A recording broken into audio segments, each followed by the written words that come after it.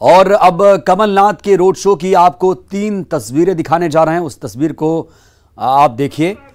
Mission Gwalior Chambal पर कमलनाथ निकले हैं। कमलनाथ का रोड शो और कांग्रेस का इसे शक्ति प्रदर्शन कहा जा रहा है। मिशन ग्वालियर चंबल, जी हाँ, मिशन इसलिए क्योंकि अगर ये मिशन सफल हुआ, कामयाब हुआ, तो कांग्रेस को बहुत ज़्यादा आसानी हो जाएगी मैजिक नंबर तक पहुंचने के लिए। 116 सीटें अगर कांग्रेस को पहुंचनी हैं तो ग्वालियर चंबल पर फोकस करना बेहद ज़रूरी हो जाता है। ऐसे में इसी अंचल पर कांग्रेस की निगाहें ज़्यादा हैं।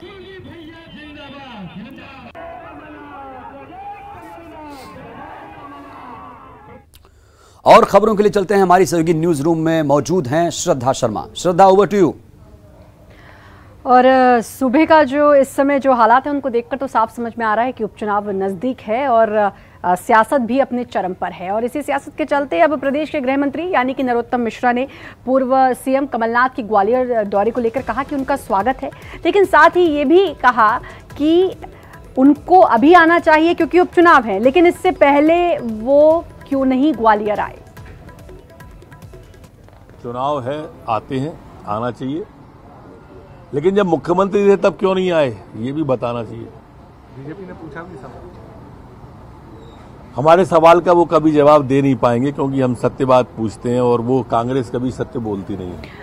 और मध्य प्रदेश में अब दल बदल की राजनीति काफी आम हो गई है और उपचुनाव से पहले बीजेपी को एक झटका लगा है। झटका यह कि सागर के सुर्खी की पूर्व विधायक पारुल साहू ने अब कांग्रेस का दामन थाम लिया है। पीसीसी दफ्तर में पीसीसी चीफ कमलनाथ के सामने उनको सदस्यता दिलाई गई।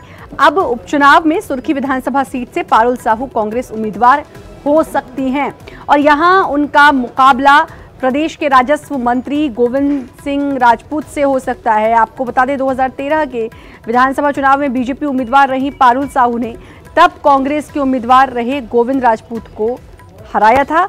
एक बार फिर दोनों के बीच कांटे की टक्कर होने की संभावना है। पारुल साहू कुछ समय से बीजेपी से नाराज चल रही थी। विधानसभा क्षेत्र की जनता, अरे वो जानते हो चुनाव में क्या हालत होने वाली है, पूरे प्रदेश में कैसा माहौल है। आज का मतदाता बहुत समझदार है, आज का मतदाता चुप है, शांत है, आपसे ज्यादा समझदार है। वह भी मध्य प्रदेश की भविष्य सुरक्षित रखेगा।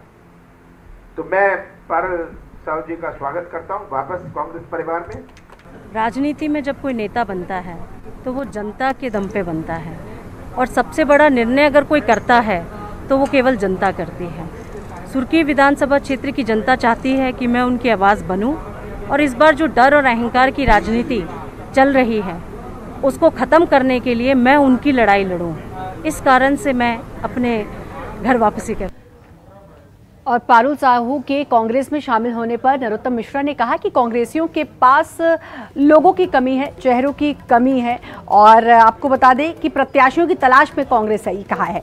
कांग्रेस की जारी सूची में सब आयातित प्रत्याशियों के ही नाम हैं और जैसे कांग्रेस की स्थिति है वैसे ही इन आयातित प्रत्याशियों की स्थिति बनी हुई है।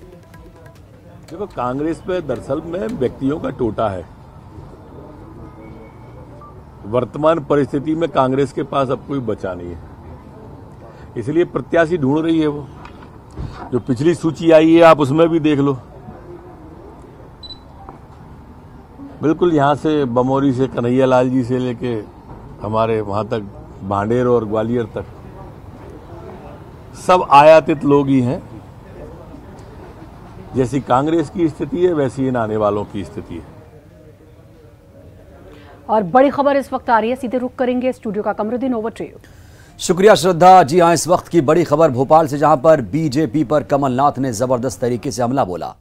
उन्होंने कहा एमपी अब बिकाऊ प्रदेश बन गया है, प्रदेश में सौदेबाजी की सरकार बनी है, जनता सब जानती है। और ये पहली बार नहीं है जब कमलनाथ ने इस लहजे में बात कही हो। मार्च से लगातार वो यही बातें दोहराते आए हैं कि जोड़ तोड़ से बीजेपी ने मध्य प्रदेश में सरकार बनाई है, पैसों के दम पर सरकार बनाई है और इस बार भी उन्होंने उसी अंदाज में फिर से बीजेपी पर हमला बोला। कहा सौदेबाजी की सरकार बनी है मध्य प्रदेश में, जनता सब जानती है।